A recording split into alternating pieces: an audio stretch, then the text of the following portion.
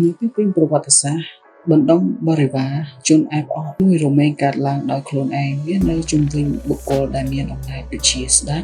ព្រះមហាក្សត្រីអធិរាជនិងមេដឹកនាំជាដើម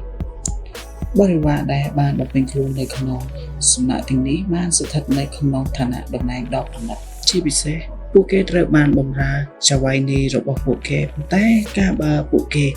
តម្រង់ជាចេះលុតក្រាបបន្លែបន្លំអែបអបទៀតនោះប្រកាសណាស់បរិវារអ្នកអែបអបផ្សេងទៀតនៅជុំវិញខ្លួនគេនឹងចាប់អារម្មណ៍នឹងធ្វើសកម្មភាពប្រឆាំងនឹងពួកគេវិញជាមិនខានដូច្នេះហើយការព្យាយាមស្វែងរកការពេញចិត្តពីចៅហ្វាយនីគឺតាមទាមទារឲ្យមានភាពប៉ិនប្រសប់នៅក្នុងនោះទោះបីជាបរិវារជំនាញដែលមានសមត្ថភាពទាក់ទងនិងកលឧបាយកលក៏នៅតែត្រូវការពារខ្លួនពួកគេពីបរិវារឬក៏អ្នកអែបអបអ្នកដទៃទៀតរបស់ពួកគេដែលស្ថិតនៅរៀបចំផែនការដើម្បីរុញពួកគេទៅក្នុងជ្រុងម្ខាងនោះផងដែរទន្ទឹមនឹងនេះបរិវារគួរណាដែលតំណាងឲ្យភាពខ្ពង់ខ្ពស់នៃអរិយធម៌ប្រសិទ្ធកម្មនៃការកែច្នៃ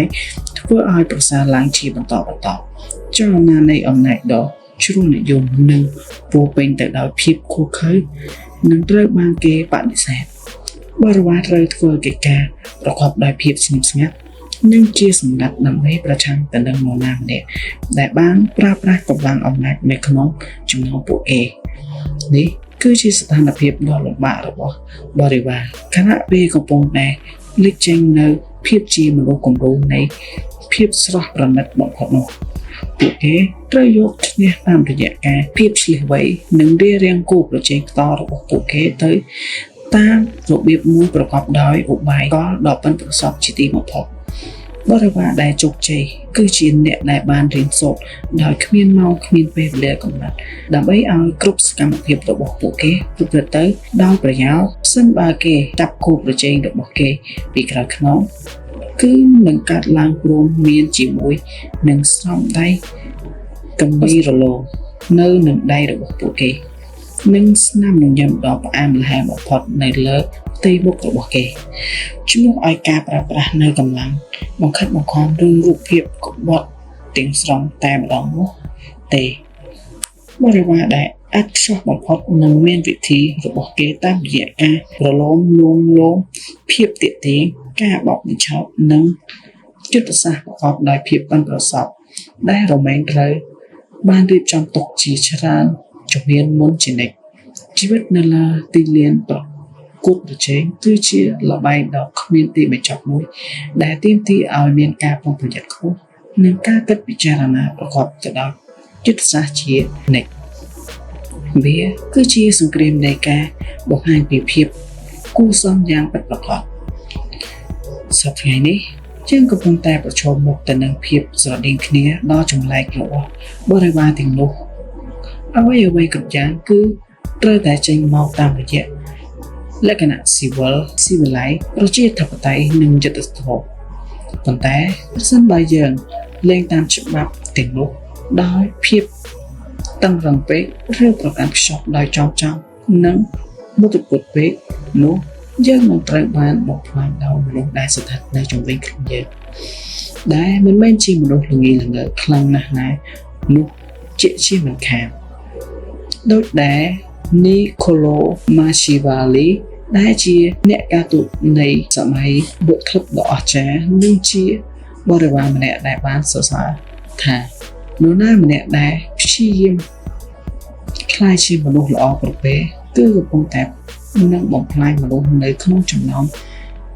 ចំនួនដ៏ច្រើនមហិមាដែលមិនមែនជាមនុស្សល្អហើយដូច្នេះដែរទីដំណាក់នីមួយៗបានស្រមៃថាខ្លួនវាគឺជាដំបូងនៃបង្សុតកម្មឲ្យមានភាពប្រសើរឡើងប៉ុន្តែពីក្រោមវិញវាកំពុងតែបញ្ឆោតទំនេរយ៉ាងពីផ្ទៃខាងលើនៃឆ្នាំដែកនៃអារម្មណ៍ដ៏ខ្មាស់នេះភាពលុតលួនភាពច្រណែនឈ្នានីសកាមគុណភាពស្អប់ខ្ពើមដែលបានពុះនិងបានរងាស់នៅទីនោះពិភពលោកយើងសប្តាហ៍ថ្ងៃនេះ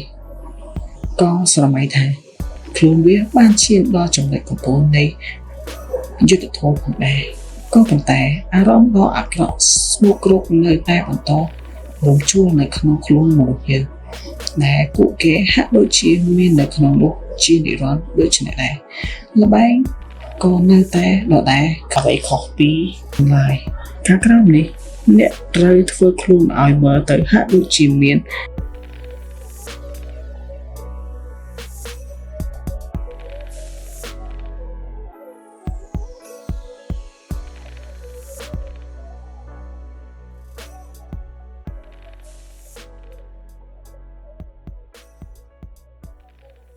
ការគោរពប្រកបដោយសុជីវធម៌ល្អិតល្អន់ឲ្យបានត្រឹមត្រូវ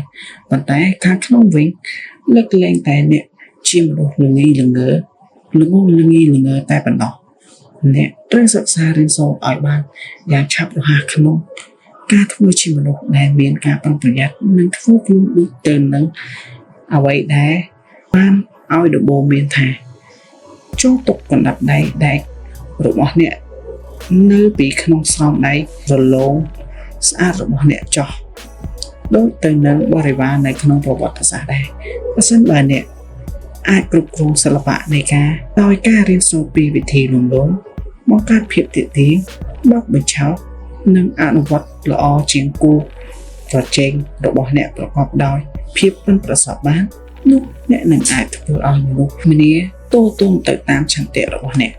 ដោយគ្មានអ្នកដឹងថាតើអ្នកបានធ្វើអ្វីខ្លះហើយបើសិនបើពួកគេមិនបានដឹងពីអ្វីដែលអ្នកធ្វើទេនោះដូច្នេះពួកគេនឹងមិនអាចខឹងអ្នកឬប្រឆាំងនឹងអ្នកបានជាដាច់ខាតចូលចាប់ខាសិភៅបញ្ញត្តិទី48ប្រការដើម្បីកសាងអំណាចនេះជាដំណើរសម្រាប់សិល្បៈនៃប្រយោគកម្មរបស់អ្នកចោះតាមរយៈការសិក្សាពីបទបញ្ញត្តិនីមួយៗនៅក្នុងសៀវភៅនេះអ្នកនឹងយល់ពីអំណាចនិងគុណសម្បត្តិរបស់វាហើយតាមរយៈការដាក់បញ្ចូលពួកវាចូលទៅក្នុងការអនុវត្តនោះអ្នកនឹងទទួលបាននូវភាពរីកចម្រើនក្នុងពិភពលោកនាសម័យទំនើបក្នុងនាមជាជនតំណាងឲ្យភាពត្រឹមត្រូវស្របពេលដែលអ្នកកំពុងតែធ្វើជាជនបង្វិលគំនិតដល់ប៉ិនប្រសពម្នាក់ជាបកខានបញ្ញត្តិទី1កុំធ្វើខ្លួនឲ្យលេចធ្លោជាងចៅហ្វាយនេះចូលធ្វើឲ្យបុគ្គលដែលនៅលើអ្នកមានអារម្មណ៍ថាខ្លួនពួកគេខ្ពង់ខ្ពស់ជាងអ្នកដោយសេចក្តីស្កប់ស្កល់បំណងរបស់អ្នកគឺដើម្បីធ្វើឲ្យពួកគេសប្បាយចិត្តនិងធ្វើឲ្យពួកគេចាប់អារម្មណ៍លើអ្នក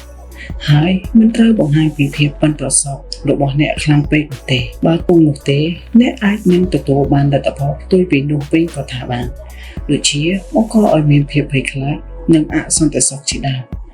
ចូលធ្វើឲ្យចៅហ្វាយនេះរបស់អ្នកមើលទៅហាក់ដូចជាឆ្លៀសវៃអស្ចារ្យជាងធាតុពិតរបស់ពួកគេទោះអ្នកនឹងទទួលបាននៅកម្រិតអំណាចដ៏ខ្ពង់ខ្ពស់មួយជាតិមនុស្សគ្រប់គ្នាសុទ្ធតែមានអសន្តិសុខផ្លូវនៅពេលដែលអ្នកបង្ហាញខ្លួននៅក្នុងពិភពលោកនិងបង្ហាញពីទេពកោសល្យរបស់អ្នកជាធម្មជាតិអ្នកនឹងរមែងបញ្ឆេះឲ្យមានការអន់ចិត្តការច្រណែនឈ្នានីសនិងការសម្ដែងភាពមើលមិនស្រណុកនៅក្នុងចិត្តគ្រប់ទម្រង់ទាំងអស់លេចចេញមកនេះគឺជាអ្វីដែលយើងត្រូវដឹងអ្នកមិនអាចលះបង់ជីវិតរបស់អ្នកទាំងមូលដើម្បីទៅខ្វល់ខ្វាយពីអារម្មណ៍កំពេចកំពករបស់អ្នកដទៃឡើយយ៉ាងណាក៏ដោយជាមួយនឹងបុគ្គលដែលស្ថិតនៅពីលើអ្នកចាំបាច់ត្រូវតែប្រកាន់យកវិធីសាស្ត្រផ្សេងដូចជានៅពេលដែលអ្នកនិយាយទៅដល់រឿងអំណាចការបង្ហាញថាខ្លួនចេះជាងចៅហ្វាយនេះអាចជាកំហុសដ៏អាក្រក់បំផុតក្នុងចំណោមកំហុសទាំងអស់ក៏អាចថាបានចូលកំបោកបញ្ឆោតខ្លួនឯងឲ្យធ្លាក់ចូលទៅក្នុងគំនិតមួយដែលយល់ឃើញថាជីវិតរបស់អ្នកផ្លាស់ប្ដូរច្រើនណាស់មកហើយចាប់តាំងពីសម័យស្ដេច Lewis និង Medicis មកអសោះបុគ្គលដែលទទួលបានឋានៈតំណែងខ្ពស់ៗក្នុងជីវិតគឺប្រៀបបានទៅនឹងស្ដេចនិងម្ចាស់ស្ត្រីដូច្នោះដែរពួកគេចង់មានអារម្មណ៍ថាខ្លួនមានសុវត្ថិភាពនៅក្នុងមុខតំណែងរបស់ពួកគេនិងខ្ពស់ជាងអ្នកដែលនៅជុំវិញខ្លួនពួកគេទាំងភាពឆ្លៀសវៃការយល់ដឹងនិងការស្រឡាញ់ចូលចិត្តវាគឺជាការយល់ខុសទាំងស្រុងប៉ុន្តែការយល់ខុសជាទូទៅរមែងជឿថាតាមរយៈការសម្ដែងនិងការបង្ហាញពីអំណោយដែលព្រះបានប្រទានមកដល់អ្នកនិងទេពកោសល្យរបស់អ្នកនោះ គឺអ្នកកំពុងតែយកបានក្តីស្រឡាញ់ពីចៅហ្វាយនេះរបស់ខ្លួនជានិច្ចគាត់អាចនឹងមានការកោតសរសើរคล้ายៗមួយចំពោះអ្នកប៉ុន្តែក្នុងជំហានដំបូងរបស់គាត់នឹងជួបជុំនោះអ្នកដោយនរណាម្នាក់ដែលមិនសូវឆ្លាតមិនសូវទាក់ទាញនិងផ្ដល់ការគំរាមកំហែងមកលើគាត់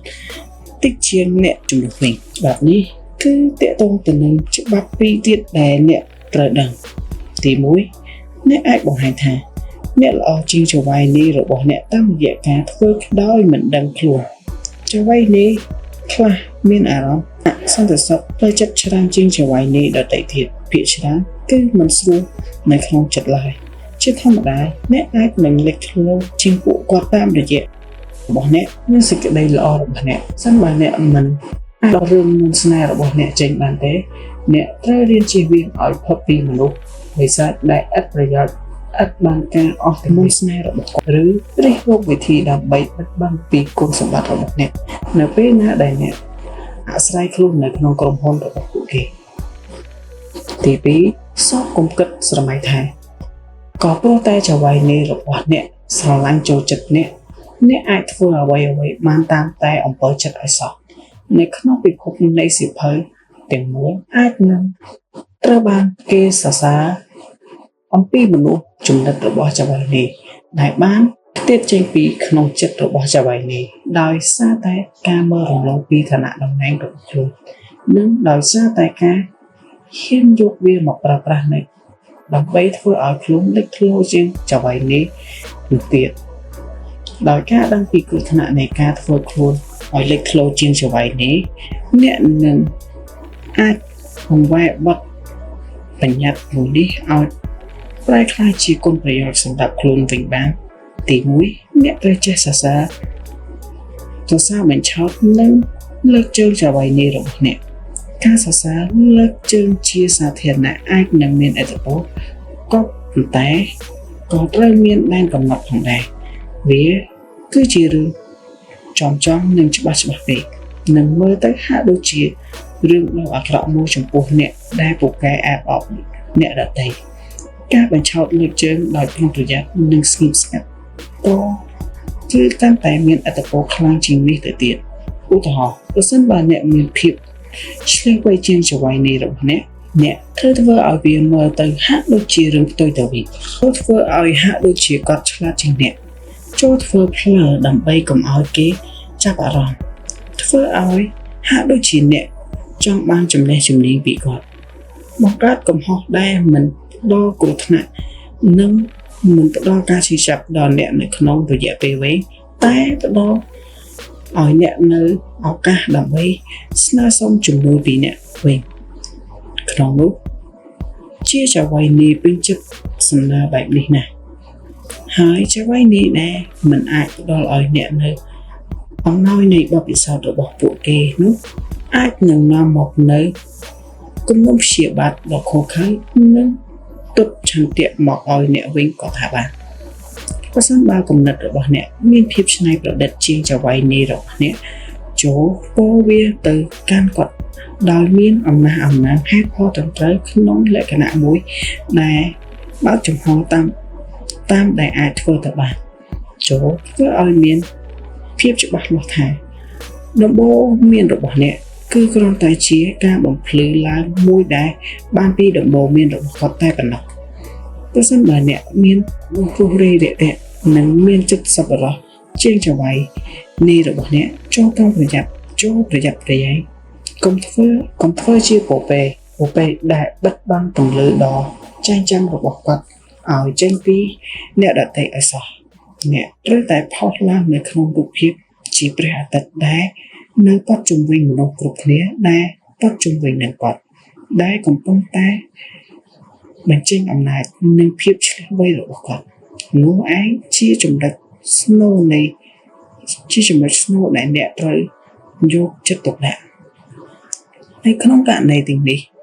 វាមិនមែនជារឿងទុនខ្សោយឡើយដែលអ្នកត្រូវខ្លែងបន្លំពីចំណុចខ្លាំងរបស់អ្នកនោះការបើពួកវានឹងដឹកនាំអ្នកឆ្ពោះទៅរកអំណាចនៅទីបំផុតនោះដោយការអនុញ្ញាតឲ្យអ្នកដទៃលេចធ្លោជាងខ្លួន នោះអ្នកនឹងមានភាពម្ចាស់ការមកលើខ្លួនឯងទាំងស្រុងរៀបដូចជាស្រាប់ជាជាងការធ្វើជាជនរងគ្រោះនៃអសន្តិភាពក្នុងអារម្មណ៍របស់ពួកគេការនេះនឹងប្រែជាប្រយោជន៍ទៅវិញនៅថ្ងៃដែលអ្នកសម្រេចថានឹងឡើងទៅឲ្យខ្ពស់ជាងឋានៈតំណែងតូចទាបរបស់អ្នកនាពេលបច្ចុប្បន្នប្រសិនបើអ្នកអាចធ្វើឲ្យចង្វាយនៃរបស់អ្នកអាចបញ្ចេញពន្លឺរស្មីកាន់តែភ្លឺចង្ចែតចង្ចែងនៅក្នុងក្រសែភ្នែករបស់អ្នកដទៃនោះអ្នកនឹងប្រែក្លាយជាមនុស្សដ៏មាន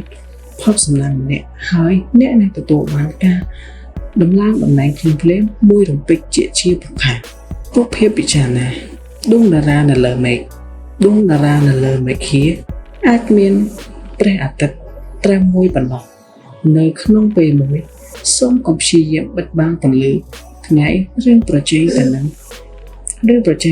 ភាពចែងចាំងរបស់ព្រះអាទិត្យឲ្យសោះតែពួកណាដែលបញ្ជ្រាបខ្លួនចូលទៅក្នុងមេឃានឹងស្វែងរកវិធីដើម្បីបង្កើតប្រពលភាពទៅលើចង្វាយពន្លឺនិងភាពចែងចាំងនៃដួងតារាទាំងនោះជំនួសនេះសិទ្ធិអំណាចត្រូវធ្វើខ្លួនឲ្យលេចធ្លោជាងចង្វាយនេះភាពល្អប្រសើរជាងទាំងអស់គឺសិតសឹងតែជំរុញឲ្យមានការស្អប់ខ្ពើមប៉ុន្តែភាពល្អប្រសើរនៃដែនអំណាចពីឯលើសពីព្រះអង្គម្ចាស់របស់គេនោះ